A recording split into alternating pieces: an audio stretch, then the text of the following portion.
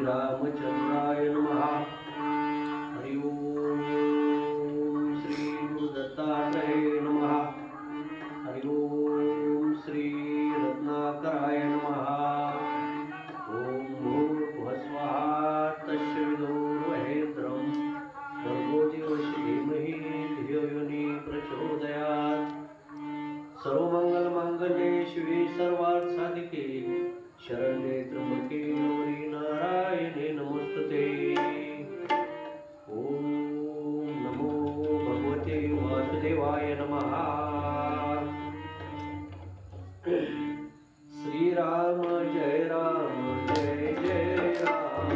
श्री राम जय जय राम।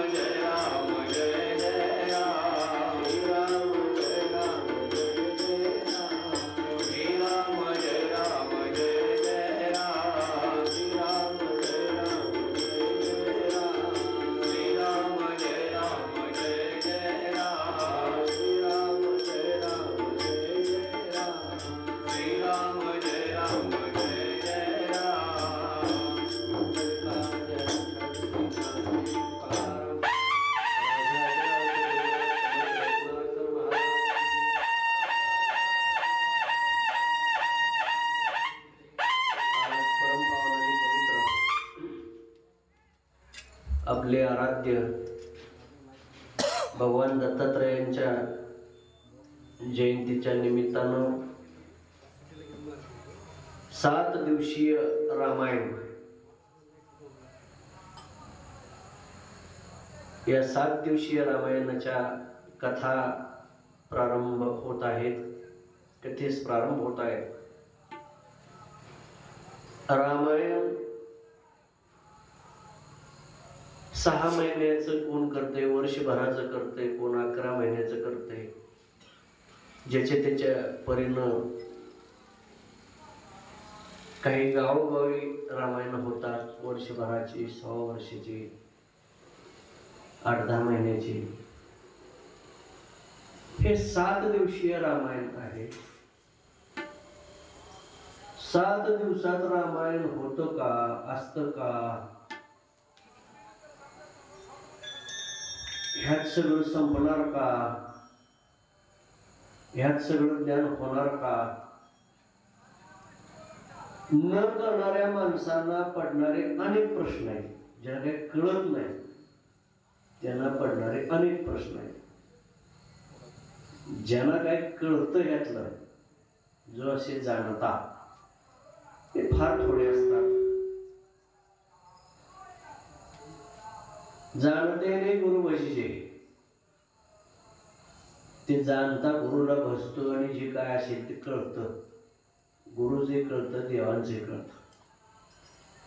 न जाणणाऱ्याला यातलं काही कळत नसतं, त्यामुळे ते अनेक उपाधी त्याला देत असतात।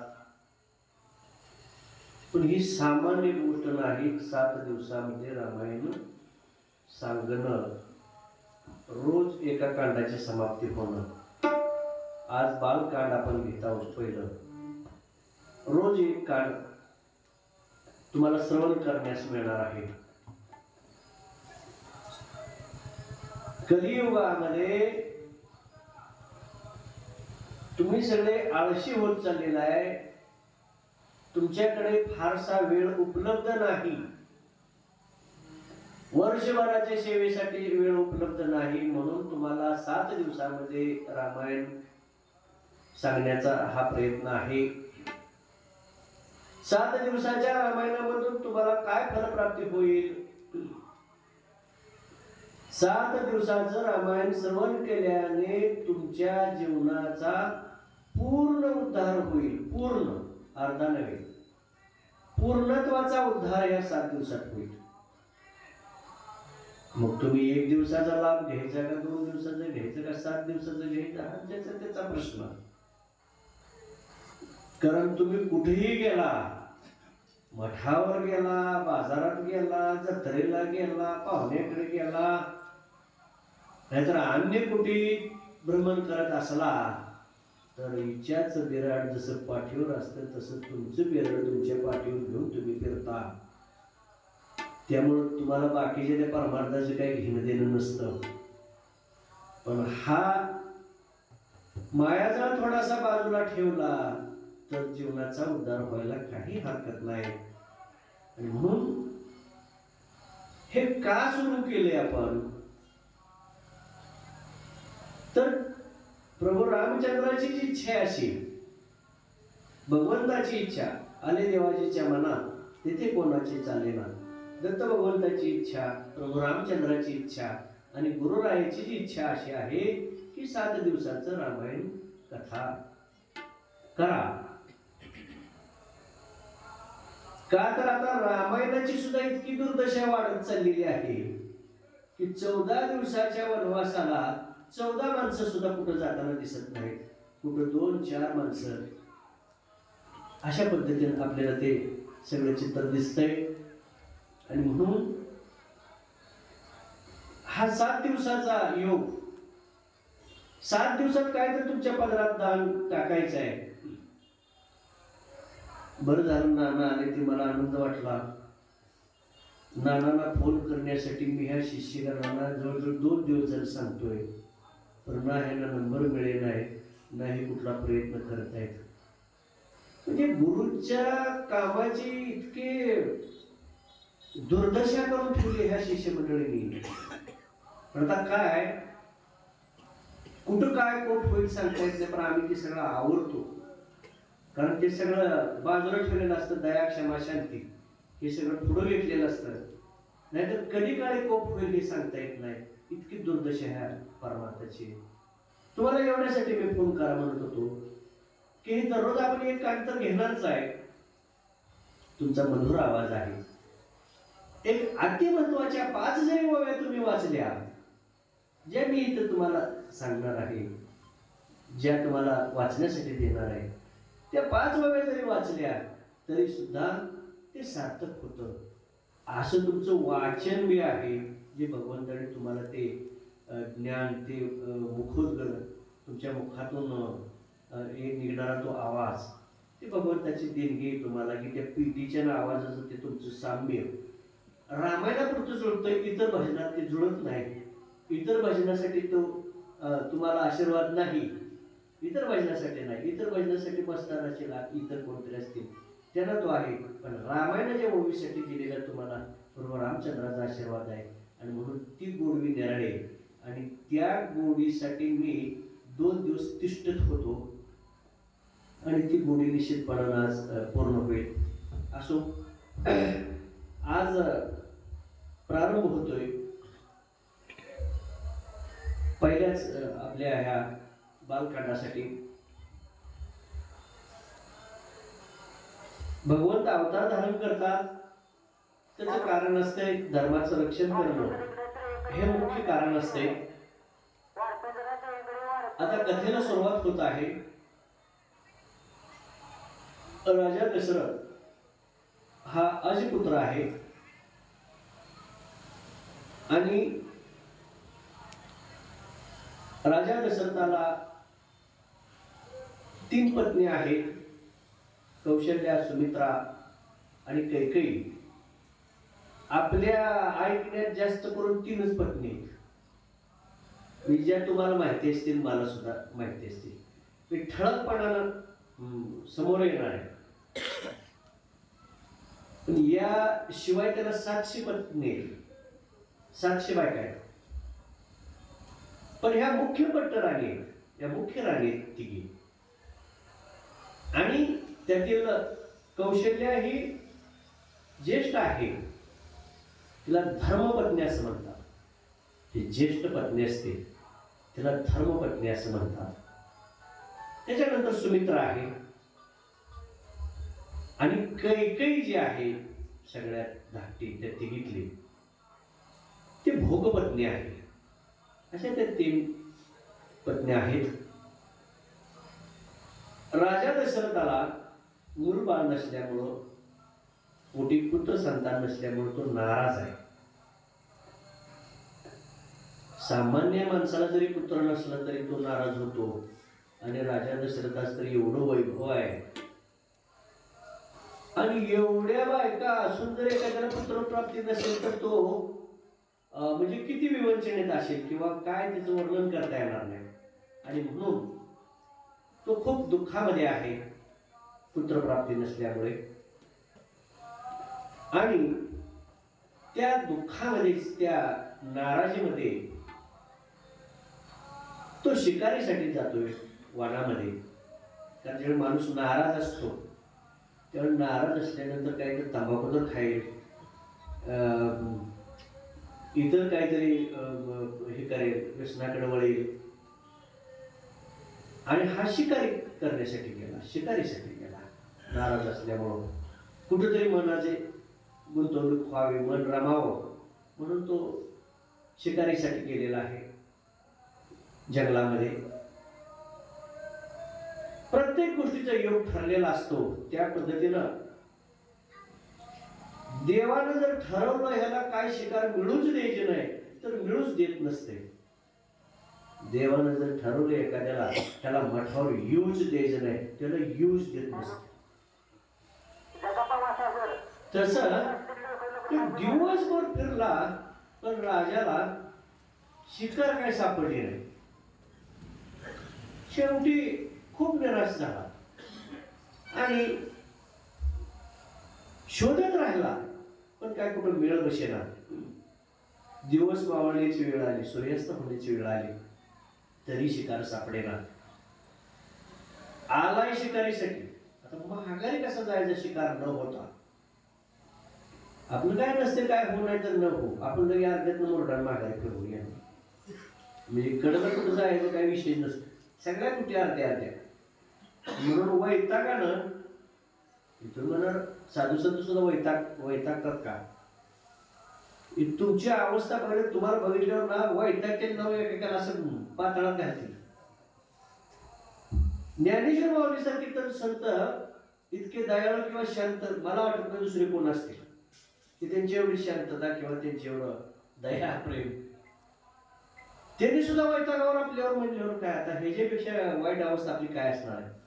हरिपाठामध्ये ते सांग, तुम्ही म्हटला ना हरिपाठ म्हणा, तुम्ही नुसतं हरिपाठ म्हणताय ना, हरिपाठ जाणत नाही, हरिपाठ म्हणताय. रिकामा अर्धगठी राहू नको. काय म्हणते ते? रिकामा अर्धगठी. आणि आम्ही पूर्ण कावा काय करतो? पूर्ण सेवा करत नाही, पूर्ण भक्ती करत नाही,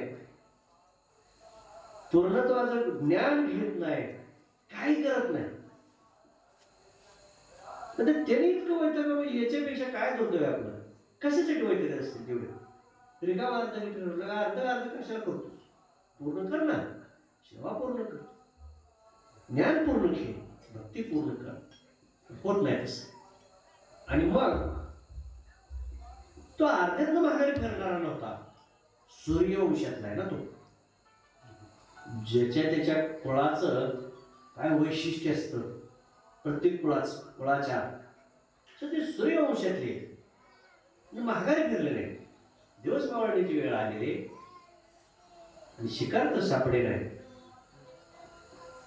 मग त्यांना असं वाटलं की आता दिवस मावळाच्या वेळेला प्राणी कोणीतरी इथं पाणी पिण्यासाठी प्राणी एखादा तरी येईल आणि निश्चितपणाने आपल्याला शिकार सापडेल. मग आता काय करायचं? झाडावर चढून बसला वरून बघायसाठी पाण्याच्या जवळ कुठलं येते का प्राणी. झाडावर चढून बसलाय, दिवस मावळण्याची वेळ आहे, अंतुक आता दिवस मावळायला सुरुवात होणार आहे.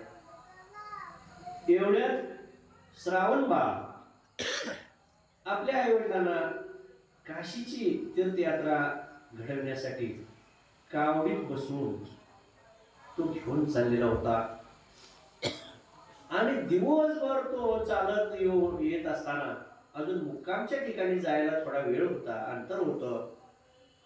पण आई वडिलांना वाटलं उन्हाळ्याचे दिवस आहे, आम्हाला फार तहान लागलेली आहे, ते पाणी कुठं असलं तर तेवढं घेऊन ये, आम्हाला खूप तहान लागली. आणि मग ती कावड त्यांनी तिथे ठेवली. त्यांना बसवलेलं आहे थोडा वेळ तिथं एका झाडाखाली. आणि पाण्याचा शोध घेत घेत तो त्या पाण्याच्या सरोवराच्या काठी आलेला आहे, विहिरीजवळ आलेला आहे. आणलेली कळशी आता बुडवायची आणि पाणी घेऊन जायचं आई वडिलांना द्यायला. ते कळशी बुडवताना बुडबुड आवाज यायला लागला. आवाजाच्या दिशेनं राजा दशरथाचं लक्ष वेधलं गेलं. कशाचा तरी आवाज आहे, तुम्ही कोणतरी पाणी पिते आणि कोणतरी प्राणीच असेल म्हणून तो आवाजाच्या दिशेनं बाण सोडला. आणि जो बाण सोडला तो श्रावण बाळाला तो बाण लागला. बाण लागल्यानंतर ती कळशी तिथंच पडली. आई वडिलांकडे जायचं तिथंच राहिलं. आणि तो हळहळायला लागला, दुःख करू लागला. कशाचं दुःख करू लागला? मला आता आई वडिलांना पाणी घेऊन जाता येत नाही, याचं त्याला दुःख झालं. आणि मग राजा दशरथ खाली उतरला आणि जवळजवळ बघतोय तर प्राणी नाही तर आपल्या हातून एका माणसाचा वध झालेला आहे. तो ब्राह्मणाचा वध झालेला आहे, ब्रह्महत्या घडली. आणि मग अत्यंत वाईट वाटायला लागलं. जे घडायला नको तिथे घडलं. प्राण्याची शिकार करायला आलो आणि ब्रह्महत्या घडली. अत्यंत दुःख झालं राजा दशरथाला. आणि तो जवळ गेला. श्रावण बाळाने सांगितलं, म्हणले आई वडिलांना पाणी नेण्यासाठी मी आलेलो होतो, पण आता मला काही नेता येत नाही, माझा जीव चाललेला आहे. तर तुम्ही एक काम करा, माझ्या आई वडिलांना हे पाणी नेऊन द्या आणि त्याला तेवढं पाणी पाजा. ठीक आहे म्हणले.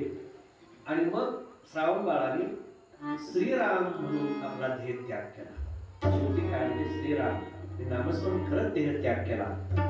राजा दशरथ कळशी भरून तो घेऊन जातोय आणि श्रावण बाळाच्या आई वडिलांसमोर जातोय.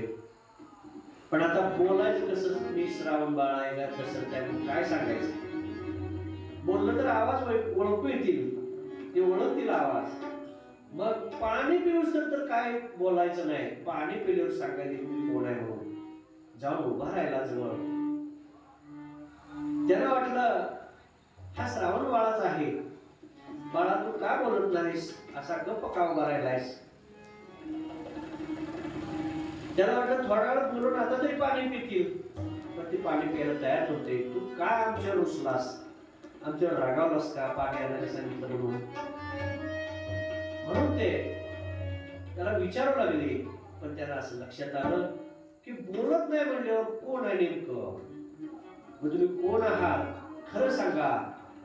तुम्ही सांगितल्याशिवाय आम्ही पाणी पिणार नाही. कोण आहे तू सांग म्हणले. मग राजा दशरथाने सांगायला सुरुवात केली, मी राजा दशरथ आहे आणि माझ्या हातून तुमचा श्रावण बाळ मारला गेलेला आहे.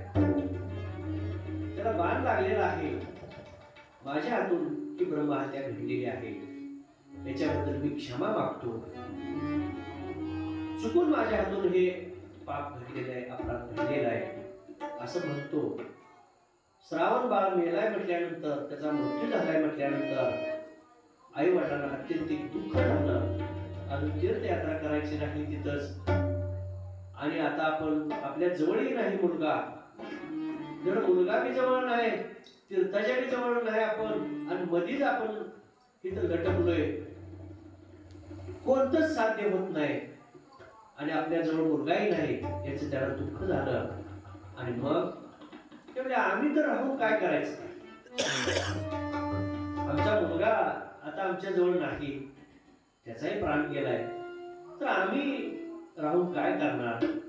त्यापेक्षा आम्ही सुद्धा आमचा जीव ठेवत नाही, आमचा प्राण आम्ही त्यागणार, असं त्यांनी दोघांनी सांगितलं. आणि प्राण त्याग करत असताना त्यांनी शाप दिला राजा दशरथाला की आम्ही मरताना जसं आमच्या जवळ आमचा मुलगा नाही, मुलाच्या दुःखाने वियोगाने आम्ही प्राण सोडत आहोत, तसं अंतकाळी तुझ्या जवळ सुद्धा तुझी मुलं नसणार आणि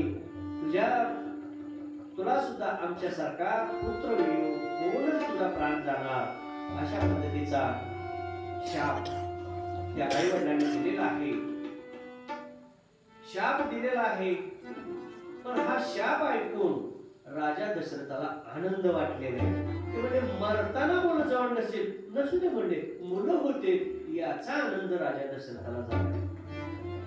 म्हणजे त्यांना दुःख आहे पण ह्याला आनंद झाला का, तर मुलं तर होतेच ना, मुलं होते म्हणल्यानंतर पुढं काय घडायचं ते घडू, अंतकाळी काय का होईना किमान मुलं होती त्याचा त्याला आनंद वाटलेला आहे.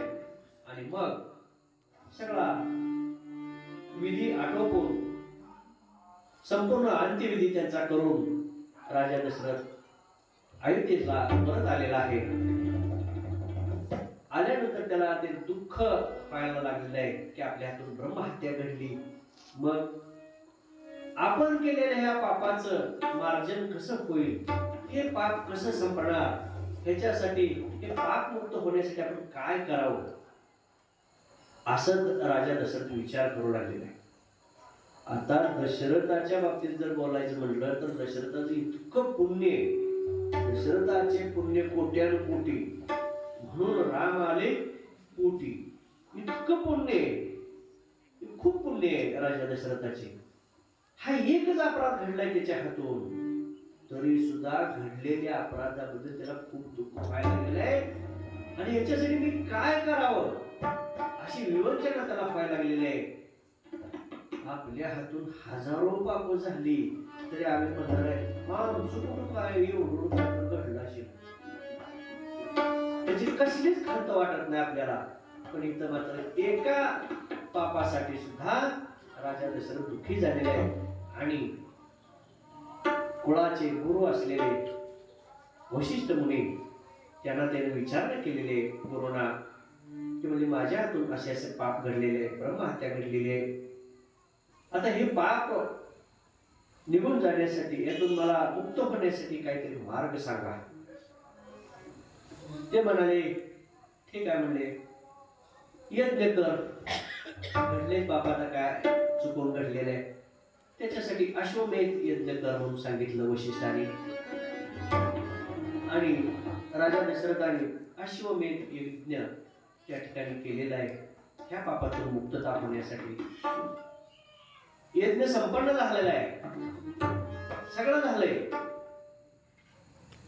पण हे जे पाप घडलेलं आहे त्या ब्रह्महत्येच्या पापामुळे नुसतं राजा दशरथाला जे घासलं नाही, जसं घडण कसं कोणाला तरी ग्रासत तसं पूर्ण राज्याला ते ग्रासायला लागलेलं आहे. राज्यावरती दुष्काळ पडलेला आहे, राज्यावरती दुष्काळ पडलेला आहे, पिकं जळायला लागलेले, झाडांची पानं जळून गेलेले, कुठेही हिरवळ दिसत नाही, प्यायला पाणी त्या ठिकाणी नाही, सगळ्यांना त्या ठिकाणी त्रास होऊ लागलेला आहे. अत्यंतिक दुःख झालेलं आहे सगळ्या प्रजेला की आपण कसं जगायचं असं सगळ्यांना वाटायला लागलेलं आहे की वाईट परिस्थिती त्या राज्याची त्या ठिकाणी झालेली आहे. आणि मग राजा दशरथाने विचार केला की म्हणले त्या प्रजेचा हाल पाहून म्हणले हा दुष्काळ निवारण झाला पाहिजे, त्याच्यासाठी पाऊस पडला पाहिजे. मग पाऊस पडण्यासाठी राजा दशरथ विनंती करतात स्वर्गामध्ये इंद्राला की तुम्ही पाऊस पाडण्याचा प्रयत्न करा आणि आमच्या प्रजेला सुखी करा. इंद्र पाऊस पाडण्याचा प्रयत्न करतायत, परंतु याच्या अगोदर राजा दशरथाने जे अनेक लढाया जिंकलेले, युद्धामध्ये विजय मिळवलेला आहे आणि हे दुःख कुठेतरी राक्षसांना सुद्धा होतं आणि राक्षसांच्या गुरूंना सुद्धा होतं की हे कुठेही आवडत नाही आपल्याला. मग ते कुठं घावतोय का तिथं आपण त्याला काहीतरी त्रास दिला पाहिजे अशी ती वाट बघत होते.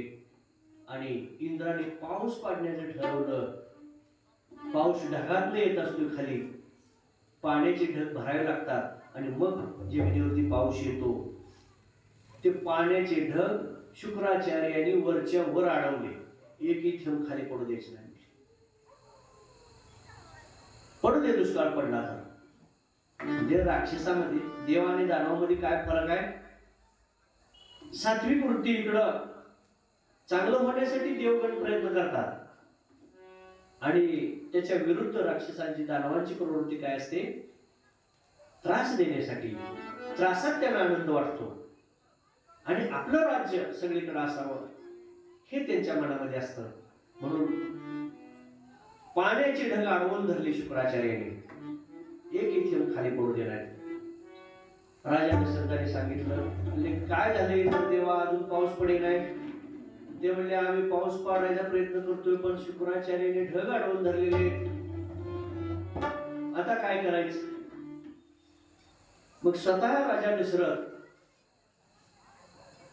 ह्या कामासाठी स्वर्गामध्ये जाण्याचं त्यांनी ठरवलं आणि शुक्राचार्याबरोबर लढाई करण्याचं ठरवलं. आणि ते ढग आहे ते पाण्याचे आपल्या पृथ्वीवर आणून पाणी पाऊस पाडण्याचा प्रयत्न होण्यासाठी राजा दशरथ स्वर्गामध्ये चाललेला आहे शुक्राचार्याबरोबर लढाई करण्यासाठी. तो जात असताना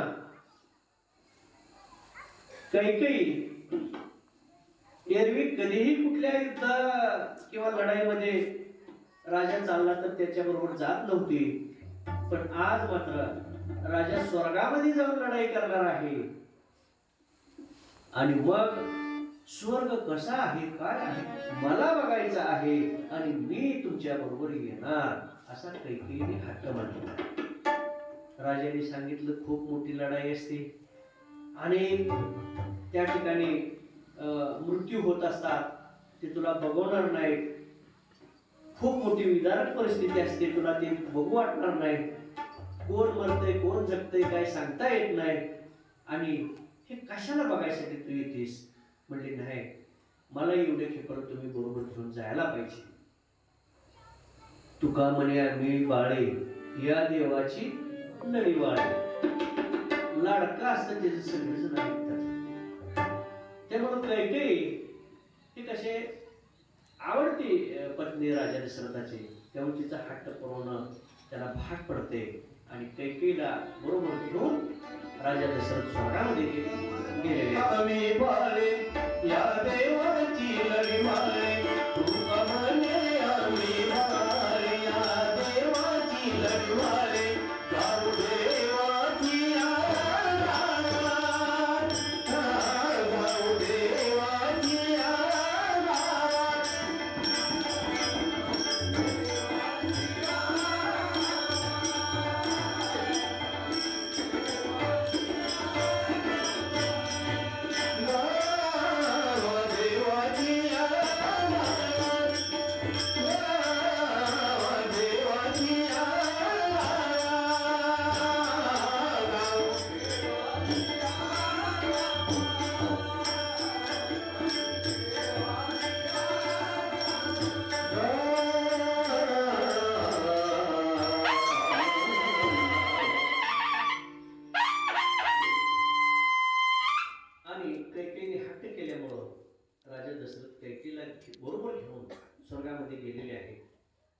त्या ठिकाणी गेल्यानंतर शुक्राचार्याबरोबर त्यांची लढाई युद्ध त्या ठिकाणी सुरू झालेलं आहे. खूप मोठं ते युद्ध आहे. त्या युद्धामध्ये दोघेही काही एकमेकाला कमी नाहीत. इकडून बाणांचा वर्षाव, तिकडून अस्त्रांचा वर्षाव. खूप मोठं युद्ध त्या ठिकाणी अनेक वर्ष त्या ठिकाणी चाललेलं आहे. कारण दोघेही एकमेकांना तुल्यबळ असे ते होते, त्यामुळं खूप मोठं युद्ध चाललेलं आहे. शेवटी कुठलंही अस्त्र आपलं उपयोगी येत नाही असं लक्षात आल्यानंतर निर्वाणीची काही अस्त्र असतात, काही निर्वाणीचे बाण असतात, ते सोडले जातात आणि शुक्राचार्यांनी एक शेवटचं अस्त्र त्या ठिकाणी सोडलेलं आहे आणि ते अस्त्र अशा पद्धतीने सोडलेलं आहे की राजा दशरथाचा जो रथ आहे त्या रथाच्या चाकाला जोडणारा जो कणा आहे तो कणा छेदून जाईल अशा पद्धतीने त्या कण्यामध्ये ते अस्त्र टाकलेलं आहे आणि त्या अस्त्राने त्या रथाचा कणा बाहेर काढलेला आहे, लांब जाऊन पडलेला आहे आणि रथाची चाकं मोकळी झालेली आहेत. कैकेयीने ते दृश्य पाहिलेलं आहे. कणा निघून पडलेला आहे. आता चाकं जर दोन्ही बाजूला पडली तर रथ कोलमडेल पडेल आणि राजा दशरथ सुद्धा राहणार नाही, त्याचाही मृत्यू होईल. मग आता हे काही करून वाचवलं पाहिजे यातून. त्याच्यासाठी ते लोक रथातून खाली उतरली, उडी टाकली आणि आपला हात त्या दोन्ही चाकाच्या मधून, कणा जसा असतो तसा हात त्या दोन्ही चाकाच्या मधून त्या ठिकाणी स्वतःचा हात घातलेला आहे आणि वर युद्ध चालू आहे. राजा दशरथाला काही माहिती नाही. काही महागाई म्हटल्यानंतर तो कशाला बघतोय, पुढे सगळं युद्ध चालू आहे आणि नंतर उतरून ते चाकामध्ये आपला हात ठेवलेला आहे दोन्ही चाकाच्या मध्ये आणि त्या युद्धामध्ये राजा दशरथाला विजय मिळालेला आहे. तो विजय झालेला आहे आणि विजय झाल्यानंतर माग बघतोय तर कुठं आहे कैकेयी, म्हणजे कुठं गेली ही. खाली येऊन बघतोय तर कैकेयीचा हात त्या दोन्ही चाकाच्या मध्ये तिने घातलेला आहे, तो रक्तबंबाळ झालेला आहे. तो हातावरती सगळा बोजा पडलेला आहे आणि ते सगळं पाहिल्यानंतर दृश्य राजा दशरथाला त्या ठिकाणी लक्षात आले की आपण कशामुळं हे युद्ध जिंकू शकलो. तर जर आज कैकेयी नसते तर आपण युद्ध जिंकू शकलो नसतो. आणि मग त्यांनी सांगितलं, तुझ्यामुळे आज हा मला विजय मिळालेला, इतका मोठा विजय, नाहीतर मला हा विजय मिळू शकला नसता. म्हणून मी आज खूप आनंदी आहे. मग तुला काय पाहिजे ते माग. इतका आनंद मला झालेला आहे की तुला पाहिजे ती गोष्ट मी द्यायला तयार आहे. तुला काय पाहिजे सांग, ती तुला मनाला इच्छा असेल, जे आवडत असेल ते सांग. तुझी इच्छा पूर्ण करायला मी तयार आहे. तू जे सांगशील ते तुला मी द्यायला तयार आहे. असं म्हटल्यानंतर कैकेयीने सांगितलं, तुम्ही देणार? हो म्हणजे नक्की देणार. बघा म्हणजे कोणा नाही म्हटलं तर असं कधी होणार नाही. आम्ही सूर्यवंशी आहोत. आम्ही दिलेलं वचन कधी माघार घेत नाही. द्या म्हणजे वचन. कसं वचन देत माहिती आहे तुम्हाला पद्धत वचन देण्याची? नुसतं तोंडाला नसतं, असा हात पुढं करतो आणि त्या हातावर हात असा ठेवायचा आणि मग वचन द्यायचं. हात असा खाली ठेवला जातो आणि जो वचन देणार आहे त्याला असं त्या हातावर हात ठेवायचा आणि सांगायचं, मी वचन तुला देतोय की जे तू मागशील ते मी देणार. अशा पद्धतीनं वचन दिलेलं आहे. आणि मग माग म्हणजे तुला काय मागायचे. मग तिने सांगितलेलं आहे की मी योग्य वेळ आल्यानंतर ते वर मागेन. ते म्हणजे एक काय मी तुला 2 वर देईन. म्हणजे एक वर काय 2 वर देईन. तू कधी पण माग, तुला मी ती वर द्यायला तयार आहे असं वचन दिलेलं आहे राजा दशरथाने. आणि त्या ठिकाणी ते युद्धातील विजय झाल्यानंतर इंद्रालाही आनंद झालेला आहे आणि त्या ठिकाणी कोणा जे ढग अडवलेले होते ते आता मुक्त झालेले आणि पाऊस पडलेला आहे. सगळीकडे आनंदी आनंद झालेला आहे. आता राजा दशरथ कैकेयीला घेऊन खाली अयोध्येमध्ये आलेले आहेत. पण येताना त्यांनी बृहस्पतींना विचारलेलं आहे, म्हणजे देवांचे गुरु आहेत.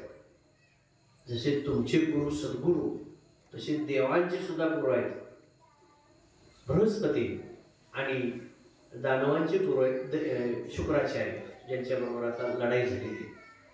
तर बृहस्पतींना आनंद झालेला आहे आणि बृहस्पतीने गुरुनी ओळखलेलं आहे की राजाला सगळा आनंद असला तरी एका गोष्टीचं दुःख आहे.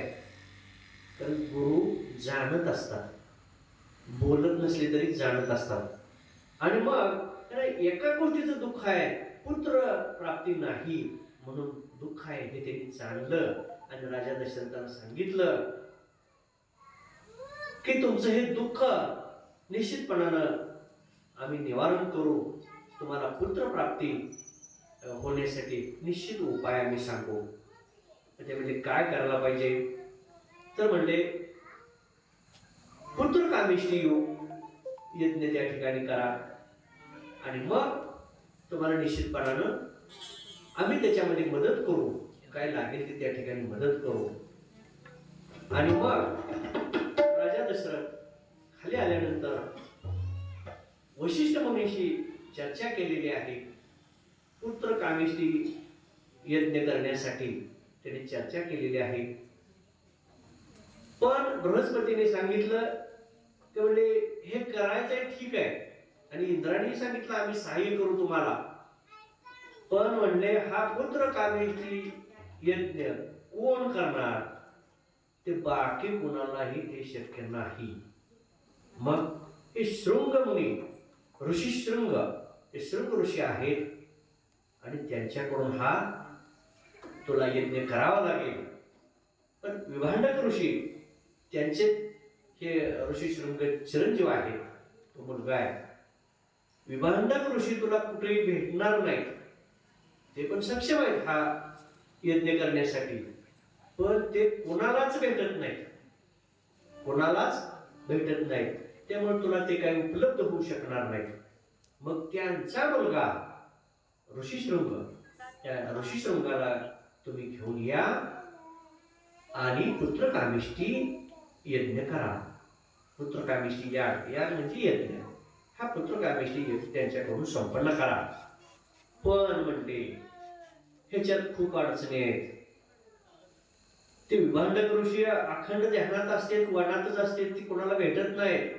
आणि त्यांचा मुलगा हा जो आहे ऋषीशृंग हे सुद्धा त्या वनाच्या बाहेर येत नाही. त्यामुळे त्याने सुद्धा माणसं बघितलेली नाही, ते कोणाची गाठ भेट नसती, ते कधी येत नाही तिकडे बाहेर म्हणले.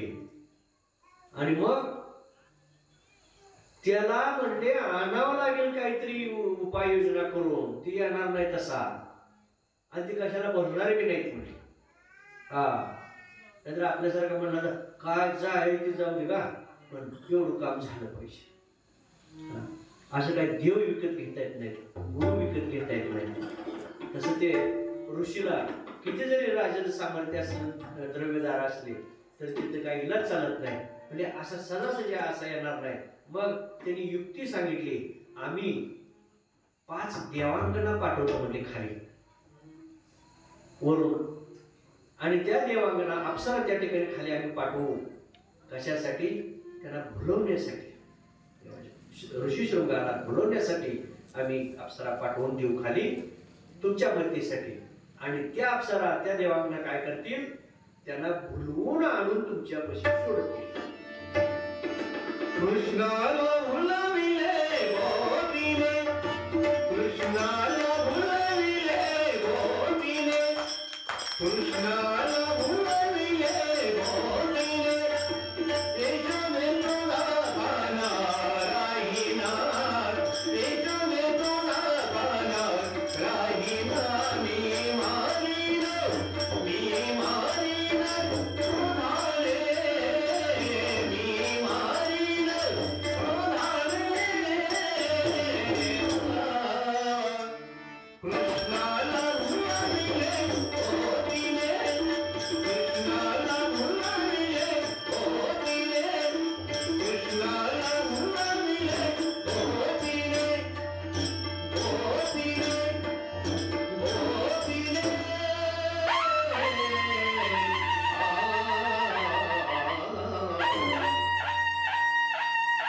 इतक्या जलद गतीनं, एवढ्या जलद गतीने हे काम करायचंय म्हणजे ह्याच्यात आळस करून चालणार नाही. आपल्या मठाच्या शिक्षकांसारखा आळस करून तिथं चालणार नाही.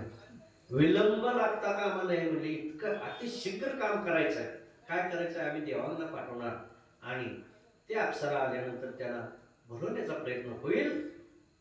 ते त्याला भुलवून तुमच्यापाशी आणून सोडतील, एवढंच काम त्यांना आम्ही देणार आहे.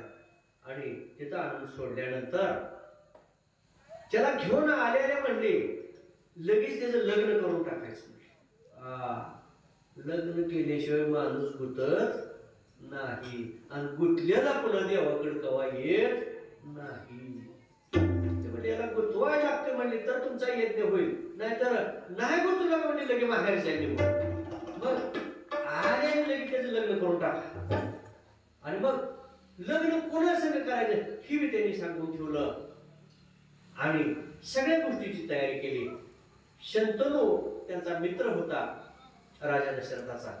त्या शंतनूची मुलगी शांता नावाची मुलगी आहे आणि ती पडदेला त्याला देऊन टाका म्हणले. काय विचार करू नका आणि त्याचं लग्न तेवढं उरकून घ्या आणि मग पुत्रकामेष्टी यज्ञ तुमचा होईल. बघा मुलाबाळासाठी काय काय करावं लागतंय आणि पुन्हा जन्मल्यावर ही काय काय करते ती ही पुढे चालते. त्याचं नवीन रामायण पुन्हा लिहावं लागेल. त्या अगोदरचं रामायण कितीही बघा. आणि मग ठरल्याप्रमाणे त्या इंद्राने देवांगना पाठवले. अप्सरा खाली आलेले आहेत आणि ऋषीशृंगाच्या आश्रमाच्या बाहेर येऊन त्या थांबलेल्या आहेत आणि त्यांचं ते नाचगाणं चालू केलेलं आहे. ऋषीशृंगानं कधीच न पाहिलेले स्त्रिया पाहिलेले. आता त्यांचं सौंदर्य काय थोडंच नाही, स्वर्गामध्ये भगवंताचे सेवित असलेले ते अप्सरा आहेत. त्यांचं अलौकिक सौंदर्य आहे, दिपवून टाकणारं सौंदर्य आहे. आणि ते पाहून ऋषीशृंगानं बाहेर आला. बघतोय तर अत्यंत सुंदर अशा ह्या अप्सरा कधीच पाहिलेलं नाही आणि मन त्या ठिकाणी वेधलेलं आहे त्याचं. पण त्याला काय सांगितलेलं होतं, नुसतं भुलवायचं ना आणून सोडायचं राजा दशरथाकडे. तर ते लागलंच. तो बाहेर आला. बाहेर आल्यानंतर ते पुढं चालले. म्हणलं मी बाहेर आलो जी पुढं पळायला लागली ते पुढे जातील तसा हा पण मागणं हळूहळू चालला. आता ही जी चाल कशी होती तर हरणासारखा. हा ऋषीशृंग हा हरणासारखा चालीनं, हरण कसं असं हळूहळू हळूहळू जाते थांबते तसं त्या पण अप्सरा पुढं जायच्या, हे हळूहळू मागं जायच्या थांबायचं. असं करून दिवसभर ह्याला सगळं फिरवलं आणि त्या गुप्त झाल्या.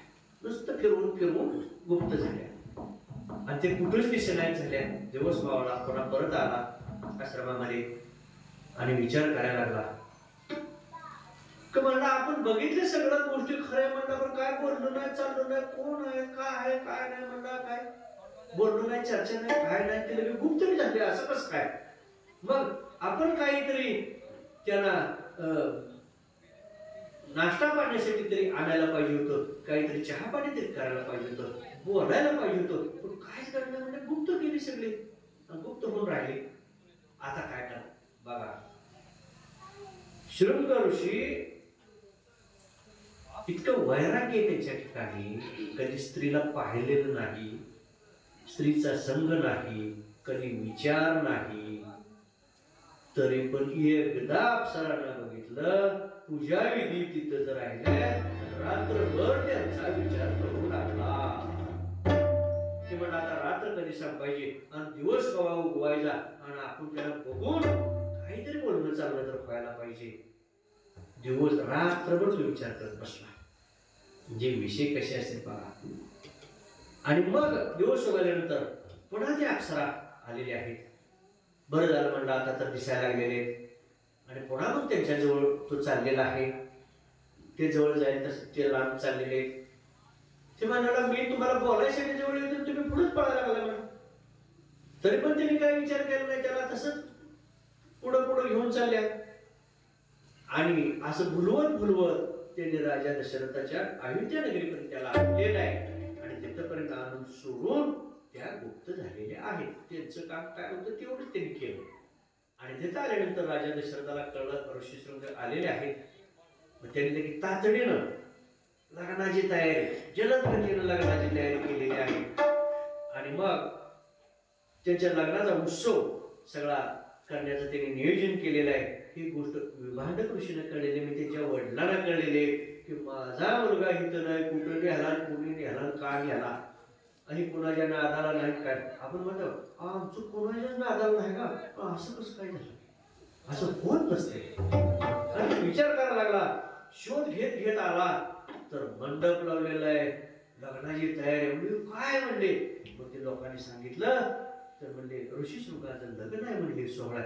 बरं झालं म्हणलं आपल्या पोराचं लगीन कोण करतंय? राजा दशरथच करायला लागलेला आहे. आणि असा लग्न सोहळा शांता बरोबर तिचा होत आहे. आनंदाची गोष्ट कळली बघा. त्याला सुद्धा पहिल्यांदा वेगळं वाटलं, पण मुलाचं लग्न होते म्हणल्यानंतर आनंद वाटला. आपल्या डोळ्यात एकच लग्न त्या ठिकाणी होते म्हणल्यानंतर आणि तोय आलेला आहे. आणि तो लग्न सोहळा संपन्न झालेला आहे. त्याचं लग्न सगळं पूर्ण झालेलं आहे. तो विधी वगैरे सगळा पूर्ण झालेला आहे. आणि आता ज्याच्यासाठी ह्या गोष्टी केल्या ते कार्य लगेच तातडीने त्यांनी पुढे आणलेलं आहे. ते म्हणले आम्ही कशासाठी एवढा अट्टहास करतोय? तर पुत्रकामेष्टी यज्ञ करण्यासाठी हे सगळं घडलेलं आहे. तर तो यज्ञ लवकरात लवकर पूर्ण व्हावा याच्यासाठी वशिष्ठ मुनींनी सुद्धा ऋषी शृंगांना सांगितलेलं आहे की लवकरात लवकर हा यज्ञ आपण संपन्न करूया. मग त्या ठिकाणी यज्ञाची तयारी केलेली आहे. आणि यज्ञ सगळेच करत असतात, पारायण सगळीच करत असतात, दत्त जयंत्या सगळ्या जगात होत असतात. प्रत्येक जण काय म्हणत आमच्या वस्तीवर मी दत्त जयंती साजरी हो परसारी करते जन्म काय ज्या ते स्थान महिमा वेगळा असतो. ज्याची त्याला पदवी इतराला न साध्या संताला उभे आत बसू कुणी कुणाची बरोबरी काय राहायची नसते. तसं पारायण अनेक करणारे असतात, यज्ञ अनेक ऋषी करणारे असतात. पण ह्यालाच हुडकून काढलंय ऋषी शृंगाला की जे मंत्र जे विधी तो करणार आहे त्या विधीने यज्ञ संपन्न होणार आहे. आणि यज्ञ पुरुष त्या ठिकाणी आशीर्वाद देण्यासाठी येणार आहे. हे सामर्थ्य आहे ऋषी शृंगाचं. म्हणून त्यांनी तो यज्ञ करायला सुरुवात केलेली आहे. आणि त्या यज्ञातून यज्ञ देवता यज्ञ पुरुष त्या ठिकाणी बाहेर आलेला आहे. आणि तो प्रसाद देण्यासाठी बाहेर आलेला आहे. राजा दशरथाने ज्याच्यासाठी यज्ञ केला तो प्रसाद देण्यासाठी आलेला आहे. आणि मग तो प्रसाद त्या ठिकाणी एका ताटात घेतलेला आहे ऋषी शृंगाने. आणि वशिष्ठ महाराजांना बोलवलेला आहे. हा प्रसाद जो मिळालेला आहे यज्ञातून यज्ञ देवतेने दिलेला हा शीघ्र गतीनं देऊन टाका आणि तो भक्षण करायला सांगा. लवकरात लवकर हा तिन्ही राण्यांना देण्यात यावा आणि त्यांनी तो भक्षण करावा असं सांगण्यात आलेलं आहे. त्या यज्ञातून मिळालेल्या प्रसादाचे 3 भाग करण्यात आले तिघींसाठी. त्याच्यात सुद्धा ज्येष्ठ भाग, मध्यम भाग आणि कनिष्ठ भाग असे 3 भाग करण्यात आलेले. आणि मग ते 3 भाग तयार केल्यानंतर जो ज्येष्ठ भाग आहे तो कौशल्याला देण्यात आला. कौशल्याला देण्यासाठी त्या ठिकाणी सांगितलेलं आहे. मध्यम भाग आहे तो त्या ठिकाणी सुमित्रेला देण्यासाठी सांगितलेला आहे. ही गोष्ट कैकेयीला कळली. ज्येष्ठ भाग कौशल्याला देण्यात येणार आहे. तिला ते आवडलं नाही का मी एवढी लाडके म्हणजे मला मोठा भाग द्यायचा, मला बारका भाग सगळ्यात धाकटात सगळ्यात कनिष्ठ भाग मला, ज्येष्ठ भाग मला पाहिजे असं म्हणजे आडून बसली. कोण कुठं आडून बसले, कोण कुठं काय रागाला जाईल सांगता येत नाही. तेव्हा ते आडून बसले की मला ज्येष्ठ भाग दिला पाहिजे. वशिष्ठ मुनीने सांगितलं मुळीच मिळणार नाही. आम्ही जे ठरवले गुरु आणि देव जे ठरवतात तेच होतं. बाकीचे कुणी ठरवून काय उपयोग होत नाही. ठरलेल्या प्रमाणच आम्ही देणार. तुला ज्येष्ठ भाग मिळणार नाही, तो कौशल्यालाच मिळणार. आणि कौशल्याला दिलेला ज्येष्ठ भाग, सुमित्रेला मध्यम भाग दिलेला आहे आणि हा कनिष्ठ भाग त्या ठिकाणी कैकेयीला देण्यात आलेला आहे. हा प्रसाद आणून दिल्यानंतर त्याच्याकडे डुकून सुद्धा ती बघेना का मला हा कनिष्ठ भाग का, मला ज्येष्ठ भाग का दिला नाही, म्हणून ती नाराज झालेली होती. आणि तो प्रसाद आणलेला तो ग्रहण करायला तिची मनाची तयारी नाही. अतिशय चेहरा तिचा उतरलेला आहे. अतिशय तिला मनातून दुःख वाटायला लागलं की नको वाटायला लागलेलं आहे. हे खायलाच नको असं वाटायला लागलेलं आहे. प्रसाद ग्रहण करायला नको वाटायला लागलेलं आहे. आणि तिचं हे आरमळडर मळ करण्यात तवर घार नेमके टपलेले होते आणि घारीने येऊन तो पिंड घेतलेला आहे आणि घेऊन अंजनी मातेच्या वटीत टाकले. ही वार्ता तोपर्यंत सगळ्यांना कळली. वशीच्या मुलीने सांगितलं, खाल्ले का नाही ते दिलेले प्रसाद, काय झालं काय नाही बघा, खाल्ले का नाही बघा. तर म्हणली खायच्या आधीच म्हणली घारीनं पिंड नेला. कैकेयीचा सगळा म्हणजे पिंड घेऊन गेलेले, तो प्रसाद सगळा घार घेऊन गेलेले आहे. आता काय करायचं? ज्याला जे काम सांगितले ना ते त्याच्याकडूनच केलं जातं, दुसऱ्याकडून केलं जात नाही. हा विधीचा नियम आहे. तुम्हाला जे काम सांगितले की नाही ते तुमच्याकडे तीच होणार. तू म्हणून मला ही काम नाही, तुला नाही बाबा वर्ण ठरले की ह्याला हे काम द्यायचं, पण तू म्हणतो मला मिळे नाही, असं होत नाही. प्रत्येक गोष्ट ठरली. हा पिंड त्या घारीनच का नेला? तर तिच्याच हातून ते कार्य नेमलेलं होतं. घारीच्या हातून ते काम तिच्या हातून नेमलेलं होतं. ती घार कोण होती? ती बी वर अप्सराच होती, ती पण स्वर्गामध्ये. करून तो केला व्यापार, उतरी भार म्हणे. तिथं नाचगान करण्यासाठी तिथं सगळी सेवा तिला दिलेली होती. पण आता सगळीच घेतली थोडी थोडी, म्हणजे तिने घेतली थोडी. आणि मग घेतल्यानंतर दारू प्राशन केल्यानंतर चालताना सगळं तोल चालला. अनेक वेळेला काही ठिकाणी भजन चालू असते, घेऊन ते भजनाचा सूर कोणीकडे जातो, ती त्यांचं कोणीकडे जाते, ती बघा आवाज कोणीकडे जाते काय. तसे ताल चोकायला लागल्यानंतर त्या ठिकाणी त्याला शाप मिळालेला होता.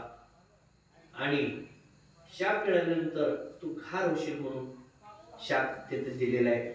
पण उशापी त्या ठिकाणी लगेच मिळालेला आहे त्याला. त्याने विनंती केल्यानंतर म्हणजे आमचं गावात चुकत नाही बरं, आता एकदा चुकलो म्हणून एवढं अशी कशी शिक्षा देता येते? उशाप मिळालेला आहे.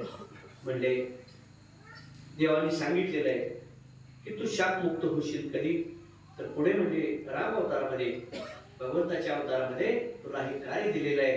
कैकेयीचा जो पिंड आहे दिलेला प्रसादाचा, तो म्हणजे तू घेऊन अंजनी मातेच्या ओटीत टाकल्याने त्या पिंडाला स्पर्श केल्या केल्या तुझा उद्धार आहे. नुसता स्पर्श झालेला आहे. देव महात्म्य जर तुम्ही बघितलं नुसत्या स्पर्शावर आहे, स्पर्शावर, नुसत्या स्पर्शावर आहे. तो पिंड घेतला, या पिंडाला स्पर्श झाला का उद्धार. बघा म्हणजे किती मोठं सामर्थ्य त्याच्यामध्ये असते हे आपल्याला लक्षात येणार नाही. आणि तो पिंड घेऊन अंजनी मातेच्या ओटीत टाकलेला आहे आणि ती शाप मुक्त झाली, गेली तिच्या शेवीसाठी. बाकीचं काय घडलं म्हणजे आपल्याला काय करायला, आपण मोकळं निघालं. आणि मग इकडं हा पिंड नेल्यामुळं त्या ठिकाणी सगळ्यांना दुःख झालेलं आहे. कैकेयीपेक्षा जास्त दुःख कौशल्याला आणि सुमित्रेला झालेलं आहे. असं कसं झालं? असं व्हायला नको होतं आणि दुःख झालेलं आहे. आणि मग आता मार्ग काय काढायचा? मग त्यांनी सांगितलं काय हरकत नाही, आमच्या दोघीतला अर्धा अर्धा भाग तिला द्या बक्षीस करायला, आमची तयारी आहे. मोठ्या मनाची माणसं मोठी असतात. ज्याचं मन मोठं आहे ना तो मोठा असतो, ज्याचं मन छोटा आहे तो छोटा असतो. मग त्या दोघींनी मन मोठं केलं, काय हरकत नाही म्हणले, आम्ही सगळ्याची बक्षीस करायला, आमच्यातला अर्धा अर्धा म्हणजे देऊन टाका तिला. मग दोघींचा अर्धा अर्धा भाग कैकेयीला दिलेला आहे. आता कौशल्याने तो प्रसाद सेवन केलेला आहे, सुमित्रेने प्रसाद सेवन केलेला आहे. आणि हे दोन अर्ध्यातले भाग कैकेयीला दिलेले, ते दोन्ही भाग आता ते खायला लागलेले, सेवन करायला लागलेले. पण ते घोटता घोटीना तिला आपदा व्हायला लागलेले. का आपदा व्हायला लागलेले? कारण त्या पिंडातील दुसऱ्याला त्यांना देणाऱ्या पिंडातील ते घास आहे, हिच्यासाठी तयार केलेलं नाही. हिच्या पात्रतेप्रमाणे हिच तो पिंड तयार केला होता. आणि ते घास हिला पचिना, खाली जायना, नरड्याच्या खाली जायना. मग जीव अडकायला लागला, कासावीस व्हायला लागला. पुन्हा मग वशिष्ठाकडे गेले, म्हणजे आता हिला घास पण जायनात म्हणले आणि नरड्याच्या खाली उतरणार, कासावीस झाले म्हणजे आता काय करायचं. पुन्हा ते आले, त्याने पुन्हा तीर्थ दिलं, म्हणजे तीर्थ पिऊ द्या म्हटले. तीर्थ पिले का ते घास जाते म्हणजे. तीर्थ प्राशन केल्यानंतर पुन्हा ते घास पिंडाचे त्याने सेवन केलेले. अशा पद्धतीनं तिन्ही राणींनी तो प्रसाद सेवन केलेला आहे. आणि सेवन केल्यानंतर तो गर्भ हळूहळू आता वाढायला लागलेला आहे. गर्भाची वाढ व्हायला लागलेली आहे. आणि गर्भाची वाढ होत असताना त्या ठिकाणी डोहाळ विचारलं जातं. डोहाळ, स्त्रियांना डोहाळ विचारण्याची पद्धत आहे. आणि मग वशिष्ठ मुनीने सांगितलं राजा दशरथाला डोहाळ विचारायला जावा म्हणले. त्यांना काय हवाय काय नाही त्याचं काय हे डोहाळ विचारून या. आणि मग राजा दशरथ कौशल्याच्या महालामध्ये गेलेला आहे. डोहाळ विचारण्यासाठी गेलेला आहे. गेल्यानंतर तिथं तो पाहतोय तर काही बोलायला तयार नाही कौशल्या. आणि तिच्या विचारामध्ये ते कथन करायला लागलेले, बोलत असलेले त्याला राजा दशरथाला दिसलेलं आहे. चराचरामध्ये मी आहे, माझ्याशिवाय कुठेही काय नाही. जळी स्थळी काठी पाषाणी सगळीकडे मी आहे. ते वेगळंच काहीतरी बोलायला लागलेच दशरथाला दिसायला लागलं. आणि राजा दशरथ म्हणताय असं कसं काय बोलायला लागली, तिसरंच बोलायला लागली काय ग. आणि मग राजा दशरथ त्याला वाटली शुद्धीच्या बाहेर चालली. आणि तो बोलू लागलेला आहे कौशल्येला, कौशल्ये तू असं काहीतरी बोलतेस. आणि तुला आठवतंय का आपण ज्यावेळी समुद्रातून होडीत बसून चाललेलो होतो, नावेत बसून चाललेलो होतो, त्यावेळेला राजा रावणाने आपल्याला त्रास दिलेला, तो त्रास द्यायला आलेला, तुला आठवतंय का. राजा रावणाचं नाव घेता क्षणी त्या ठिकाणी कौशल्या बोलू लागली, हनुमंता कुठे तू, कुठे आहेस, धावून ये, रावणाचा वध करायला जायचंय. लक्ष्मणा तू कुठे आहे, अरे काय करताय, वानरसेना कुठे आहे, अंगद कुठे आहे, सैन्य कुठे आहे, चला लवकर जायचंय आपल्याला आणि रावणाचा वध करायचा आहे. सगळ्या चराचराला सुखी करायचंय, सगळ्या प्रजेला आपल्याला सुखी करायचंय. तर तुम्ही काय करताय, या लवकर. मी लगेच चाललो आता बाण घेऊन, धनुष्याला बाण लावून लगेच राजा रावणाला आणि आता त्याचा वध करतो. असं बोलू लागल्यानंतर कौशल्य असं बोलू लागल्यानंतर राजा दशरथाला वाटलं हिला वेड लागलेला आहे. पण हे वेळ नंतर तो राम बोलत होता. तो कोण बोलत होता, राम बोलत होता. का राम बोलत होता, कौशल्या राममय झालेली होती. आत बाहेर चराचरात पण राम दिसत होता, आत पोटात पण राम आहे, डोळ्यात पण राम आहे, प्राणात पण राम आहे. सगळीकडे त्याला राम भरून उरलेला आहे. तिची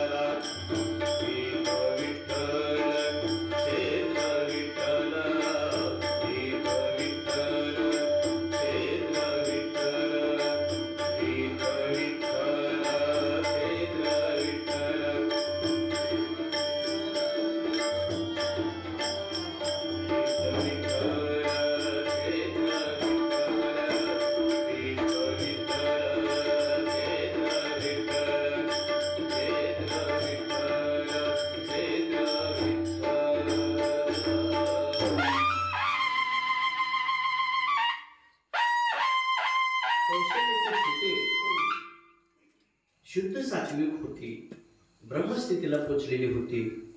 म्हणूनच रामपोटी जन्माला आले. देव पहावया गेलो, देवच कोणी ठेलो. राम सहजासहजी कोणाच्याही पोटी जन्माला येणार नाही. अवस्था राममय झालेली आहे. आणि राजा दशरथांनी वशिष्ठ मुनींना बोलावून आणलेलं आहे. काय झाले हिला बघा म्हणले, एखादं भूत बीत लागलं असलं तर उतरा म्हणले, काय झाले बघा. आणि राजा दशरथाने सांगितल्यानंतर वशिष्ठ मुनी आलेले आहेत. त्याने पाहिलं, ती अवस्था पाहिल्यानंतर लगेच ओळखलं. राजा म्हणले चिंता करू नकोस, की ब्रह्मस्थितीला पोचलेली आहे, त्यामुळे तिचं बोलणं तुम्हाला करणार नाही. ते राममय झालेले आहे. राजा तू मोठा भाग्यवान आहेस, तुझ्या पोटी राम जन्माला येणार आहे, तू भाग्यवान आहे म्हणले. आणि म्हणून तुम्ही जी चिंता करू नकोस, ही ब्रह्मस्थितीची अवस्था आहे. त्या भाव समाधीतून त्या ठिकाणी वशिष्ठ मुनींनी कौशल्य मातेला भाव समाधी लागलेली उतरलेली आहे आणि मग पूर्वस्थितीला ती आलेली आहे. अशा पद्धतीनं आता गर्भ वाढत चाललेला आहे. आता 9 महिने 9 दिवस पूर्ण होत चाललेले आहेत. राम जन्माला येण्याची त्या ठिकाणी वेळ आलेली आहे आणि तो मुहूर्त सुद्धा ठरलेला आहे. चैत्र शुद्ध नवमीचा आणि त्या दिवशी ग्रह सुद्धा तारे सगळे चांगले असणार. चांगल्या नक्षत्रावरती सगळी स्थिती चांगली असेल अशा सगळ्या शुभ योगावरती हा राम जन्माचा या दिवसाला होणार आहे. आणि तो दिवस आता जवळ आलेला आहे आणि शुद्ध नवमीला, चैत्र मासातील शुद्ध नवमीला प्रभू रामचंद्राचा त्या ठिकाणी जन्म झालेला आहे. प्रभू रामचंद्र की श्रीराम जय राम जय जय राम. श्रीराम जय राम जय जय राम. श्रीराम जय राम जय जय राम. श्रीराम जय राम जय जय राम. श्रीराम जय राम जय जय राम. श्रीराम जय राम जय जय राम.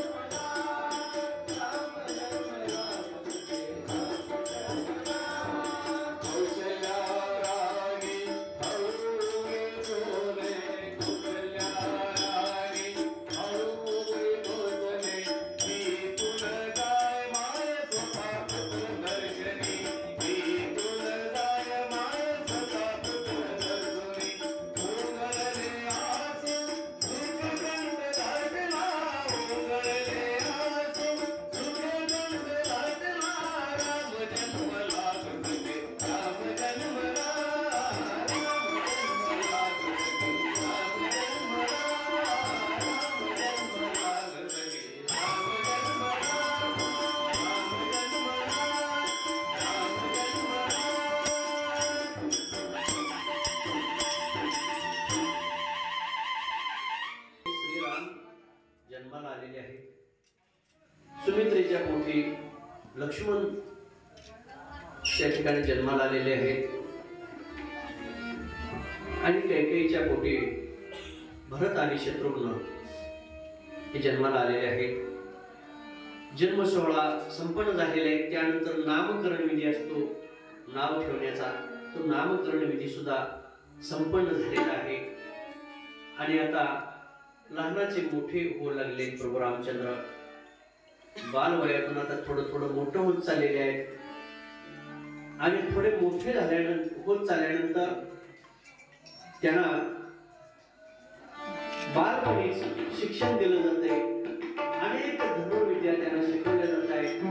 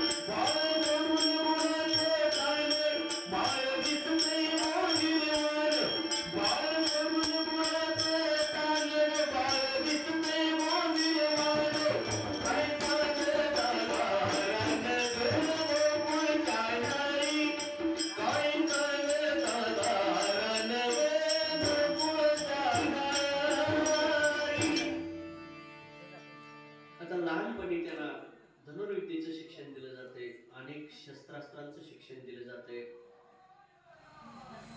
हे शिक्षण देत असताना त्यांची तयारी करून घेतली जाते. आणि राजा दशरथाला आता आनंद वाटायला लागलेला आहे की प्रभू रामचंद्रांना सगळं शिक्षण दिलं जाते. हे शिक्षण चालू असतानाच ह्या बालवयामध्येच 10-12 वर्षाचं वय असतानाच ते शिक्षण घेण्याचं सगळं काम चालू असताना त्या ठिकाणी विश्वामित्र यांचं आगमन अयोध्येत झालेलं आहे. आणि ते राजा दशरथाकडे आलेले आहेत. संत येते घरा तोची दिवाळी दसरा. साधू संतांचं महात्म्य वेगळं असतं. आणि एवढे मोठे महान ऋषी आपल्या राजदरबारात येत आहेत म्हणल्यानंतर आनंद वाटला राजा दशरथाला. यथोचित पूजा केलेली आहे, मनोभावे पूजा करून त्यांना आसनावरती स्थानापन्न केलेलं आहे. आणि आनंद वाटलेला राजा दशरथाला. ते म्हणजे ऋषीमुनी आपण आला याचा आनंद वाटलाय आम्हाला, आपली काय सेवा करू दे सांगा. त्यावेळेला विश्वामित्रांनी राजा दशरथाला सांगितले, मी एक गोष्ट मागण्यासाठी आलेलो तुमच्याकडे, ते तुम्ही देणार आहात का सांगा. राजा दशरथाला वाटलं हे काय मागणार आहेत मागून मागून. हे असतानाच ऋषी मुनी ते काय बंगला बांधून द्या म्हणणार आहेत का, मला पैसा अडका द्या म्हणणार आहेत का, काय मागून मागून काय मागणार आहेत. मग काय असेल ते आपण देऊ येणार. आणि राजा दशरथ लगेच हो म्हटलेले, तुम्ही आदेश करा म्हणले, जे तुम्हाला हवं आहे ते मी द्यायला तयार आहे. निश्चित देणार. हो म्हणजे नक्की देणार, काय अडचण नाही.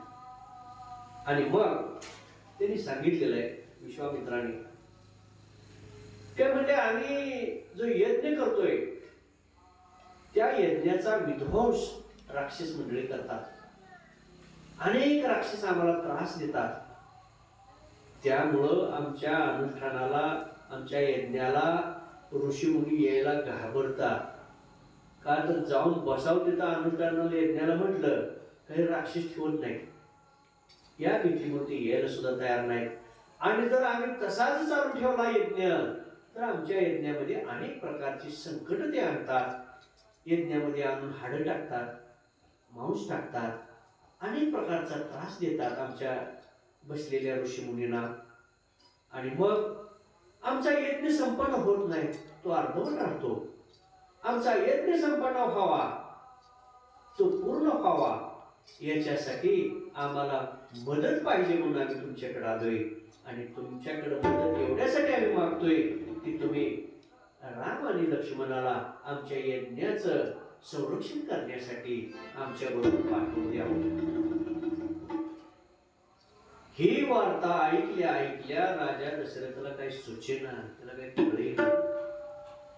म्हणलं या गोवाचं काय डोकं बिकं फिरले का काय, म्हणलं काय माझी 10-12 वर्षाची लेकरं एवढी लहान आहेत आणि आता एवढी मोठी राक्षस येऊन तिथं विध्वंस करते आणि मग बाकी ज्याला खाऊन टाकते तसं माझ्या लेकराला खाऊन टाकून म्हणलं.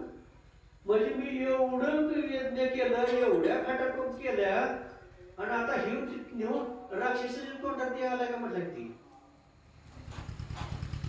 आणि मग राजा दशरथाने सांगितलं, म्हणजे एवढी गोष्ट सोडून बोला बाबा, म्हणजे एवढी नाही, हे नाही जमणार. अहो हे कसं शक्य आहे, म्हणजे माझी लेकरं लहान आहे का म्हणले. मी आधीच तुम्हाला सांगितलं होतं देणार का, तुम्ही देतो म्हणला, तुम्ही सूर्य होऊ शकते राजे, तुम्ही लई वचन बोलताय, देतोय म्हणता, लई नाही देत म्हणताय. वशिष्ठ मुनी त्या ठिकाणी आलेले, गुरु आलेले आणि ते सगळं बघितल्यानंतर वशिष्ठ मुनीने राजा दशरथाला सांगितलेलं आहे. ते म्हणले, राजा दशरथा, त्यांना बाजूला करून घेतलेल्या राजा दशरथाला म्हणले, तू जर नाही म्हणला तर म्हणले ही बाबा काय करेल ह्याचा पत्ता नाही, ते काही साधा नाही म्हणले, तू समजू नको. मग रिकामं दुसरं काय तर संकट ओढावेल म्हणले, त्यामुळे ती म्हणते तसं कर म्हणले. एक तर देव लोकाशाच्या महाराज लोकाशाच्या नादाला लागायचं नसतं, आणि पहिल्यांदा देतोय म्हणला आणि आता नको म्हणतोय, तसं करू नको म्हणले. जाऊ दे म्हणले, त्याला काय होणार नाही म्हणले. अहो म्हणजे माझ्या लेकराशी काय चिंता करू नको म्हणले, काही चिंता करू नकोस. आणि मग मान्यता दिलेली आहे. राजा दशरथ म्हणला, ठीक आहे, राम लक्ष्मणाला तुमच्या बरोबर पाठवतो. आणि मग विश्वामित्र राम आणि लक्ष्मणाला घेऊन अयोध्येवरून त्या ठिकाणी निघण्यासाठी आता तयारी करू लागलेली आहे. आणि ही तयारी चालू असताना सगळ्यांना कळलेले आता राम आणि लक्ष्मण हे विश्वामित्राबरोबर जाणार आहेत, सगळ्यांना कळलेलं आहे.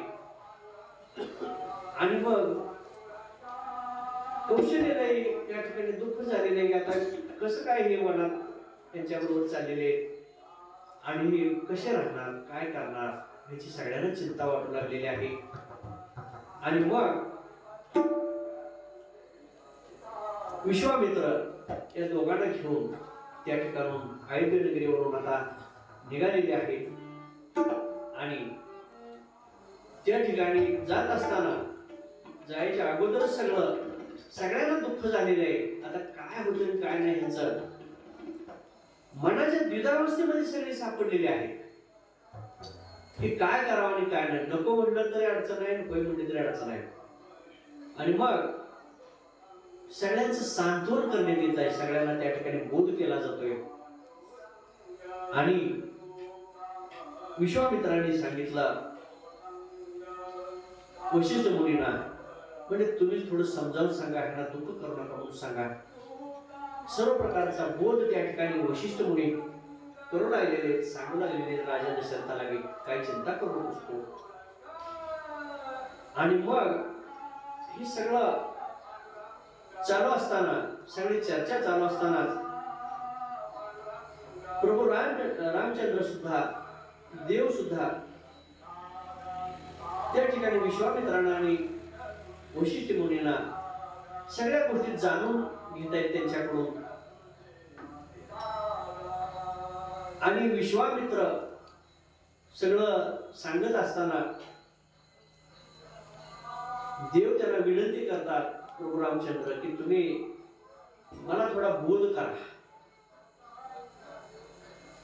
ते म्हणले, मला काय बोध करता येणार नाही तुला.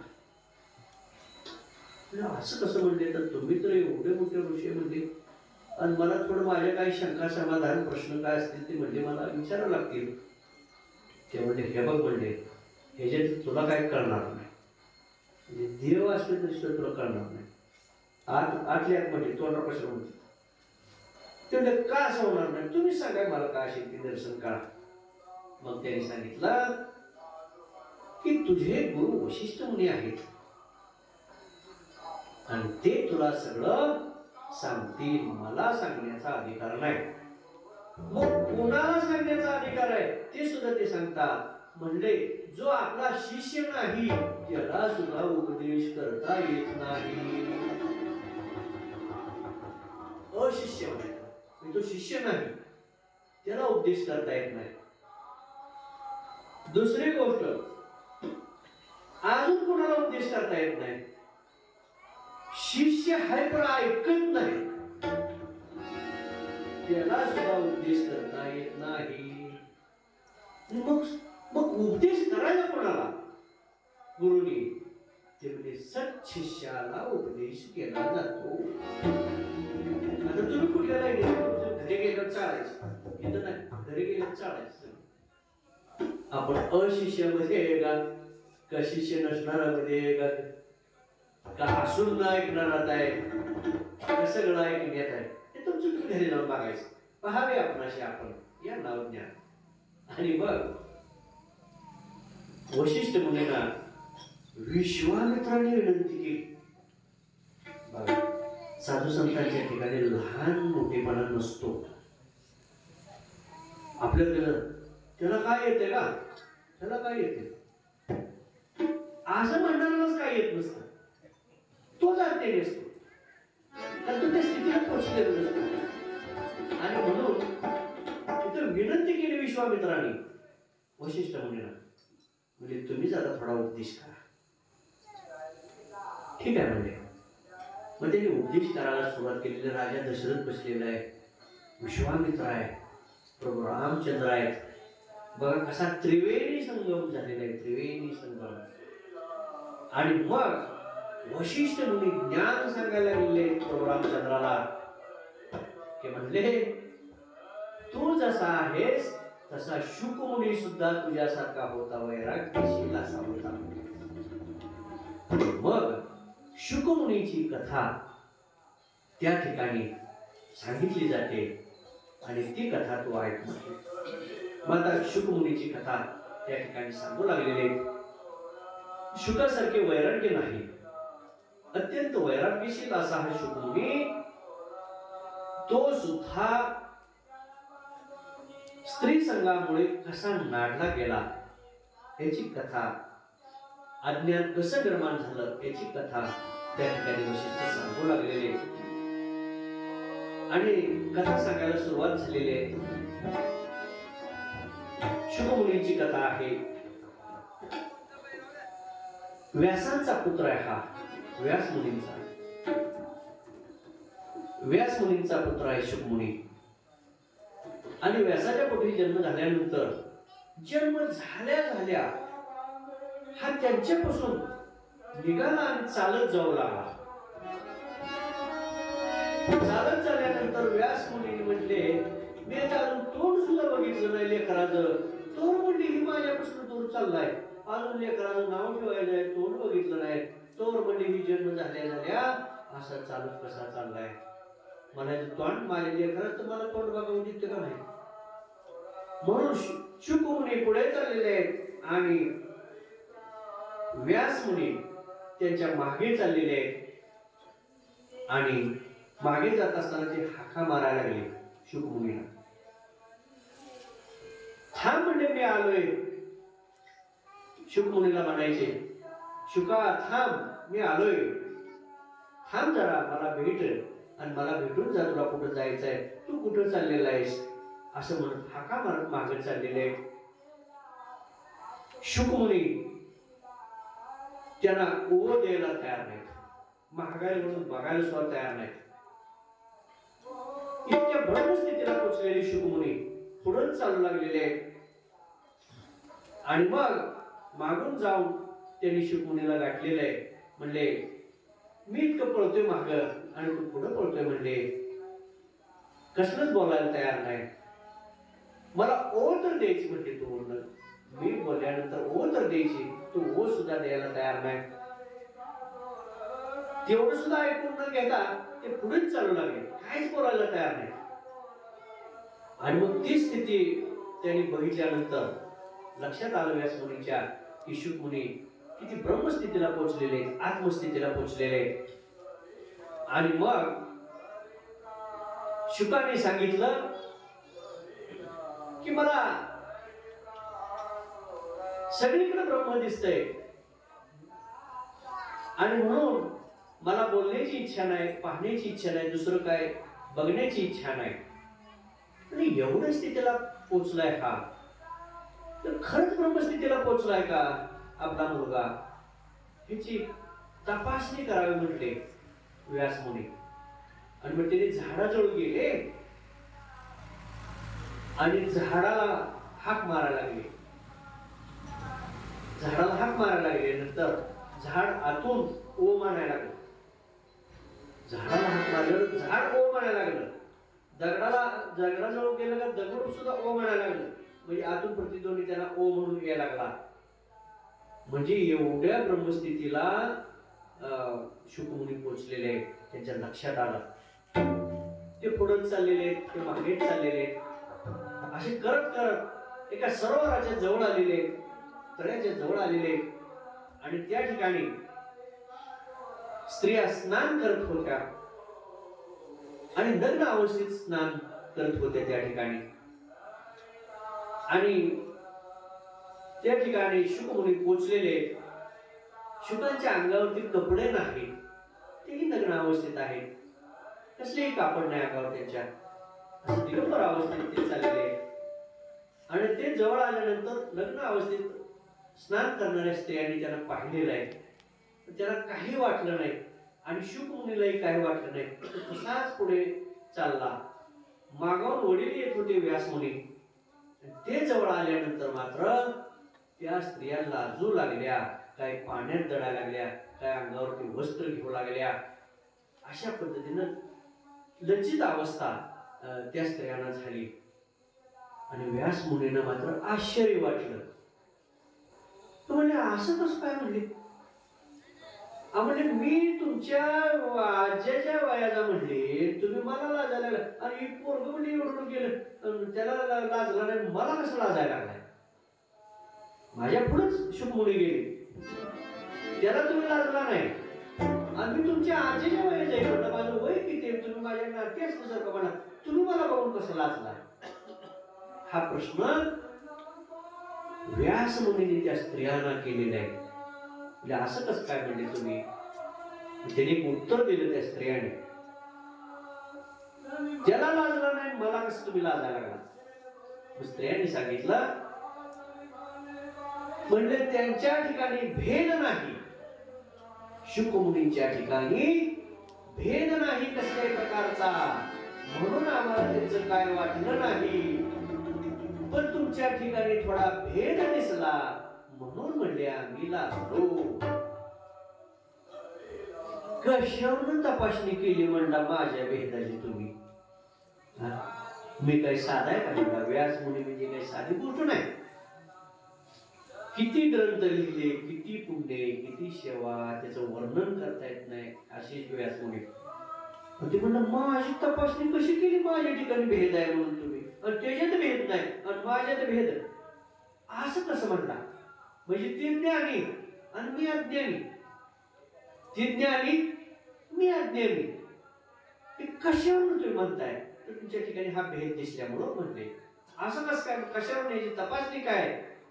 तर तुम्ही आताच विचारलं ना, तुम्ही म्हणले की तुम्ही मला बघून कसं लाजला, त्याला लाजला नाही. ह्याच्यातच सगळं आलं. म्हणली की तुमच्या ठिकाणी भेद आहे, तुमच्या बोलण्यात सिद्ध झाला. आणि तुम्ही ते सांगितलंच की मला बघून कसं लाजताय, हा भेदच तुमच्या ठिकाणी आहे म्हणले, आणि म्हणून आम्ही लाजलो. विचारवंत असतात ऋषी मुनी, साधू संत सुद्धा विचारवंत असतात, चिंतन करतात. आपण चिंतन करत नाही, आपली चिंता फार करतो. आपलं आयुष्य जातं चिंता करण्यात, चिंतन नाही कधी करत. आणि चिंतन करायला लागले व्यास मुनी की मला अज्ञानी म्हटले आणि हा ज्ञानी आहे, ते ज्ञानी आहे म्हणले शुकमुनी, तुम्ही अज्ञानात मोडला. आता म्हणले हे आपल्या बाबतीत घडले, असं ऐकलं त्या शुकमुनीने स्त्रियांचं ते वाक्य ऐकलं की तुमच्या ठिकाणी भेद आहे आणि यांच्या ठिकाणी भेद नाही, हे ऐकल्यानंतर थोडा अहंकार आला शुकमुनीना. माझ्या ठिकाणी भेद नाही म्हणते, मग वडिलांच्या ठिकाणी भेद आहे, मग मी ज्ञानी वडील अज्ञानी.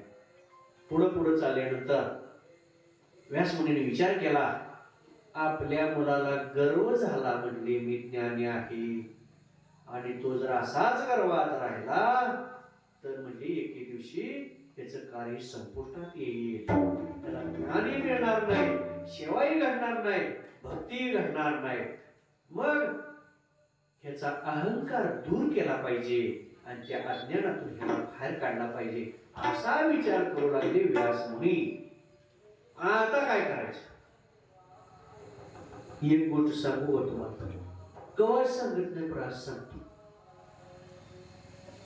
देवाची मुलं देवाच ऐकत नाही, ऋषीची मुलं ऋषीची मुलं ऋषीच ऐकत नाही, महाराज मंडळीची मुलं महाराजच ऐकत नाहीत, गुरूंची मुलं गुरु ऐकत नाहीत, गुरुची मुलं गुरुच ऐकत नाहीत, ज्ञानी माणसाचं पंडिताचं त्याची मुलं ऐकत नाहीत. एकनाथ महाराजच त्यांचा मुलगा ऐकत नव्हता. सगळ्या जगात कीर्तन त्यांची, सगळं जग म्हणायचे किती कीर्तन छान आहे, कसले कीर्तन सांगते, तेवढं ज्ञान आहे एकनाथ महाराजांच्या ठिकाणी. परंतु मुलगा मात्र ते मान्य करत नव्हता. त्यांना आवडलं, हे कशाने त्याच्यापेक्षा मी किती तर चांगलं सांगते, म्हणजे हे घडतं. तसं इथं घडलेलं आहे. आणि मग हा वाया जाईल ह्या चिंतेनं व्यासमुनींनी काय केलं, देव लोक महाराज लोक ना बोलता काटा काढते, दुखू तर नाही, काटा तर निघाला पाहिजे. आणि त्यांनी ठरवलं त्याला आता अज्ञानातून बाहेर काढायचे. म्हणजे बाळा असं कर, म्हणले तो आता वनात चाललेला फिरायला, मग तुला थोडस ज्ञान पाहिजे. म्हटले आता दुसऱ्या एखाद असतं म्हटलं असं तुमच्याकडे काय थोडं ज्ञान आहे, तुम्हीच मला सांगाय काय, कोणती म्हणणार नाही. मग काय करू द्या, तू जनकाकडे जा आणि म्हणजे थोडस ज्ञान ग्रहण कर. जनक मुनीकडे, राजा जनकाकडे जा म्हणले आणि त्याच्याकडून थोडस ज्ञान घ्या. आता बघा, ठीक आहे म्हणलं, तुम्ही सांगताय पितृवचन मानलंच पाहिजे. आता राजा जनकाला भेटायला जायचं आहे, त्यांच्याकडून ज्ञान घ्यायचं आहे. ठीक आहे, भेटायला जायचं आहे, अंगावर तो कापड बी नाही. आता राजाला भेटायला आता सोडतील का, अंगावर कापड नाही काय नाही. मग थोडीशी लंगोटी गुंडाळली, म्हटलं काहीतरी वस्त्र आपलं असावं, लंगोटी गुंडाळली, परिधान केली. आता त्याला घेऊन काय जायचं, गुरुजी भेटीला जायचंय, संतांची भेटीला जायचंय, का केळाचं डझन नेहो, का सफरचंद नेहो, का खडी साखर नेहो, काय नेहो, का लाडू नेहो. त्याला वाटायला तर काय नाही न्यायचं. माझ्याकडे नाही म्हटलं, मी तर काय नेऊ माझ्याकडे जाता, का माझं घरदार आहे, का माझ्याकडे पैसा काय काय म्हणजे काय नेऊ. मग राख घेतली, राखुंडी थोडी राख घेतली आणि तो राख हातात घेऊन भेटायला. मग माझ्याकडे काही नाही, राख आहे तेवढी देतो बाबा, कारण आम्ही राख लिहूनच बाहेर फिरतोय, माझ्याकडे राखेशिवाय दुसरं थोडं द्यायला काय, राखच घेऊन गेलं सगळं. गेलेला आहे राजा जनकाच्या राजवाड्याच्या बाहेर पोचलेला आहे. तिथं द्वारपाल आहे आणि त्यांनी सांगितलं, म्हणले जाऊन सांगा राजांना मी भेटायला आलेलो आहे, मी शुकमुनी भेटायला आलेलो आहे, सांगा म्हणे. द्वारपाल गेले, आत निरोप दिला. निरोप पोचायच्या आधी त्याला कळलेलं होतं की ही येऊन तो उभा राहिला. निरोप सांगायची काय गरज असते, आम्हाला कळत नाही वाटतं काय, आज कोण येणार आहे कोण येणार नाही, आलेला कोण कवा येणार आहे हे आम्हाला कळत नसतं. असं नाही बाळांनो, सर्व गोष्टी ज्ञात असतात. पण आता कसं आहे, कलियुग आहे, थोडस सॉफ्ट कॉर्नर मध्ये आम्ही चाललेलं आहे. ते राजा जनकानं विचार केला की म्हणले शुकमुनी आलेले आपल्या राजद्वारात आणि ते भेटण्यासाठी इच्छुक आहेत. द्वारपाल आलेले आणि मग द्वारपालाजवळ त्यांनी निरोप दिला की त्यांना तिथंच थांबायला सांगा. वाट पाहायला सांगा, वाट पाहायला सांगा आणि तिथंच थांबा म्हणून सांगा म्हटले त्याला. आणि मग द्वारपाल येऊन निरोप दिलेले. काय झालं म्हणजे आतून आज्ञा नाही भेटलीच, तुम्हाला इथेच थांबायला सांगितले. विशेष वाटलं. अहो मी काय साधा सुद्धा का म्हणले, मला भेटायला परवानगी नाही. मग असं कसं काय? नाही म्हणजे थांबा, त्यांचा आदेश आल्याशिवाय नाही. एक दिवस गेला, 2 दिवस गेले, तरी आज ते सोडायला तयार नाही. अहो म्हणजे असं काय असतं म्हणजे मला काय सोडताय तुम्ही? कोणा जाऊन विचारून यायची? म्हणून सांगा, वाट पहा म्हणून सांगा. झालं, परत यायचे सांगायचे. 7 दिवस शुकमुनी दारात उभा होते. विचार करा. तुका म्हणे ते असावे लागते जातीचे काय नव्हे. आम्हाला 10 मिनिटं सवय नसते, तासभर सवय नसते. काय तर मोठी माणसं असतो आम्ही, आम्हाला लगेच निघून जायचं असतं. इतके श्रेष्ठ ज्ञानी वैराग्य संपन्न शुकमुनी 7 दिवस तिष्ठत उभा राहिलेले, अन्न पाणी न खाता दारात उभा राहिलेले. आपण जर दारात कोणाच्या दारात उभा आहे तिष्ठत, मला कधी भेटायला आज परवानगी मिळते आणि ते जर आज परवानगी द्यायला तयार नाही. आणि मग 7 दिवस झाले तरी त्याला आज सोडायला तयार नाही. आणि मग आतून निरोप दिला. त्याने विचार केला. राजा जनकाने परीक्षा सगळ्यात बघितली. त्याचा अहंकार दूर व्हायचं तिष्ठत त्याला उभा केलं. आणि हळूहळू अहंकार कमी होत चालल्यानंतर हातात जी राख द्यायला आणली होती ती बी टाकून दिली त्याने. नको म्हणलं आता राहू दे, काय गपगार व्हायला लागला, शांत शांत शांत व्हायला लागला. आणि मग आतून निरोप दिला राजा दशरथाने. आता सांग म्हणजे त्याला काय म्हणून सांग. मी शुकमुनी आहे असं म्हणू नको. मी ब्रह्म आहे असं म्हण, मी आत्मा आहे असं म्हण. मी शुकमुनी आहे असं म्हणू नकोस. मी तुझ्या ब्रह्मस्थितीला भेटायला येतो म्हणून सांगा म्हणते. मी शुकाला भेटायला येत नाही, मी ब्रह्माला भेटायला येईल म्हणून सांगा म्हटले. निरोप बाहेर पोहोचवला. आणि द्वारपालाने सांगितलं, त्याने असं सांगितलंय, मी शुकमुनी आहे भेटायला असं म्हणू नका. मग मी आत्मा आहे, मी ब्रह्म आहे असं म्हणा भेटायला आलोय. मग ते तुम्हाला भेटतील. मग पूर्ण ब्रह्मस्थितीला आले शुकमुनी. आणि मग जनक राजाने येऊन तात्काळ त्यांना भेट दिलेले आहे, दर्शन घेतलेलं आहे आणि आदर सत्कार करून त्यांना आत घेऊन गेलेले, आसनावरती बसवून मग ती पूजा केलेली आहे. तेवढा अधिकार होता शुकमुनींचा, म्हणून तिथं मान सन्मान केलेला आहे आणि पूजा वगैरे केलेली आहे. आणि शुकमुनीला लक्षात आलेलं आहे की आपला अहंकार दूर करण्यासाठीच आपल्याला व्यासमुनींनी इथं पाठवलं. आणि ती गोष्ट त्यांनी बोलून दाखवली की माझं अज्ञान आता नाहीच झालेलं आहे. माझ्या ठिकाणी जो दोष होता तो निघून गेलेला आहे. आपल्या दर्शनामुळे मी पुनीत झालेलो आहे. माझा अज्ञान संपलेला आहे. त्यामुळे मी आता शुक राहिलेलो नाही, मी आता ब्रह्म झालेलो आहे. अहंकार मास्मी पहावे आपणाशी आपण या नावज्ञान. मी कोण आहे? मी अमुक आहे तर काय नाही, मी ब्रह्म आहे, मी आत्मा आहे. असं जर तुमची स्थिती होईल, आत्मस्थिती ब्रह्मस्थितीला तुम्ही पोहोचला तरच तुम्हाला ब्रह्म करणार आहे. आणि मग ते अज्ञान शुकमुनीचं निवारण झालेलं आहे, ज्ञान मिळालेलं आहे. आणि राजा जनकाकडून ज्ञान घेऊन तो वनामध्ये गेलेला आहे की आता इथून पुढं आपण ब्रह्म अवस्थेतच फिरायचं. म्हणून तो मेरू पर्वतावरती गेलेला आहे, कायमचाच तिकडे फिरण्यासाठी गेलेला. आता पुन्हा इकडे बाकीचे यायला नको म्हटला, म्हणून तो तिकडच त्या ठिकाणी फिरायसाठी आणि आपल्या सेवेसाठी तो निघून गेलेला आहे. ही कथा सांगितलेली आहे. अशा पद्धतीनं ज्ञान उपदेश भरपूर त्या ठिकाणी विश्वामित्रांच्या सांगण्यावरून वशिष्ठ मुनींनी केलेला आहे. आणि नंतर विश्वामित्र राम आणि लक्ष्मणाला घेऊन चाललेले आहेत. आणि जात असताना सगळं ज्ञान वाटेने जाताना सुद्धा त्यांना ते सगळं ज्ञान देत आहेत, सगळ्या गोष्टी सांगत आहेत. आणि ते करत करत त्या ठिकाणी आपल्या आश्रमापर्यंत आल्यानंतर त्या ठिकाणी यज्ञ सुरू केलेले आहे आणि आता यज्ञाचं रक्षण राम लक्ष्मण करणार आहेत. अनेक राक्षस त्या ठिकाणी येऊन त्रास देण्याचा प्रयत्न करतात, परंतु ते सगळं निर्धारण हे दोघेच करतात.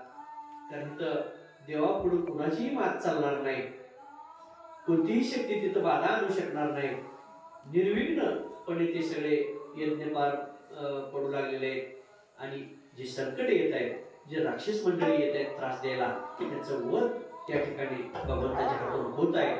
अशा पद्धतीनं त्या ठिकाणी यज्ञ सगळे संपन्न झालेले. विश्वामित्रांना आनंद वाटलेला आहे. त्या ठिकाणचं वातावरण सगळं आनंद सगळ्यांना झालेलं आहे की आता आपली संकटातून मुक्तता झाली, म्हणून सगळ्या त्या ठिकाणी साधक मंडळींना सुद्धा आनंद झालेला आहे. आणि हे सगळं होत असताना सुद्धा नंतर विश्वामित्रांनी अत्यंतिक ज्ञान राम लक्ष्मणाला त्या ठिकाणी दिलेले आहे. अनेक अस्त्रांचं ज्ञान दिलेलं आहे. अनेक विद्या त्या ठिकाणी त्यांना शिकवलेल्या आहेत. अनेक अस्त्रांचं ज्ञान दिलेलं आहे. भरपूर त्यांना कायमचं उपयोगी पडेल अशा पद्धतीनं ज्ञान विश्वामित्राने त्या दोघांनाही दिलेलं आहे. आणि दिलेलं सगळं कार्य दोघांनी पूर्ण केल्यामुळं त्यांना आनंद वाटलेला आहे. हे सगळं होत असतानाच मिथिला नगरीचा राजा जनक यांनी सीता स्वयंवर आपली मुलीसाठी स्वयंवर काढलेला आहे. आणि त्या सीता स्वयंवरासाठी विश्वामित्रांना निमंत्रण पत्रिका त्या ठिकाणी आलेली आहे.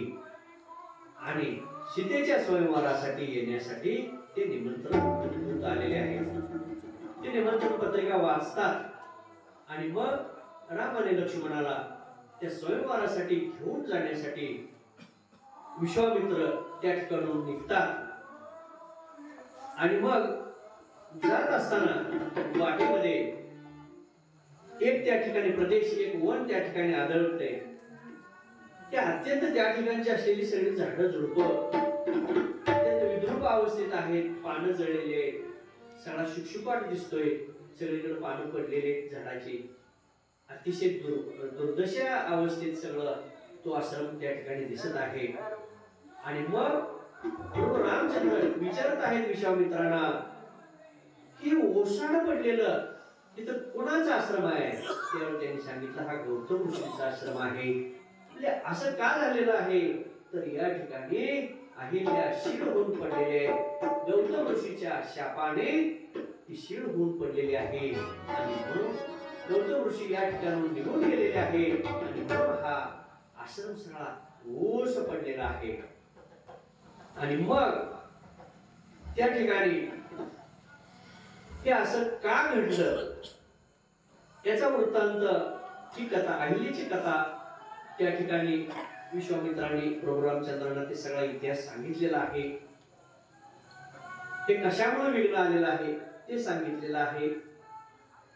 आणि मग अहिल्याची कथा त्या ठिकाणी प्रभू रामचंद्रांना विश्वामित्र सांगू लागलेले. हे अहिल्या कोण आहे? ब्रह्मदेवाची मुलगी आहे अहिल्या. अत्यंत सुंदर अशी मुलगी ब्रह्मदेवाने तयार केलेली. इतकी सुंदर होती, इतकी सुंदर होती की तिच्या एवढी ह्या त्रिभुवनात सुंदर अशी दुसरी कुठली स्त्री नव्हती. अत्यंत सुंदर अशी ही मुलगी तयार केलेली होती अहिल्या. आणि थोर झाल्यानंतर, मोठी झाल्यानंतर तिच्यासाठी सुद्धा स्वयंवर करण्याचं त्यांनी ठरवलं. आपल्याला मिळावी, प्राप्त व्हावी अहिल्या म्हणून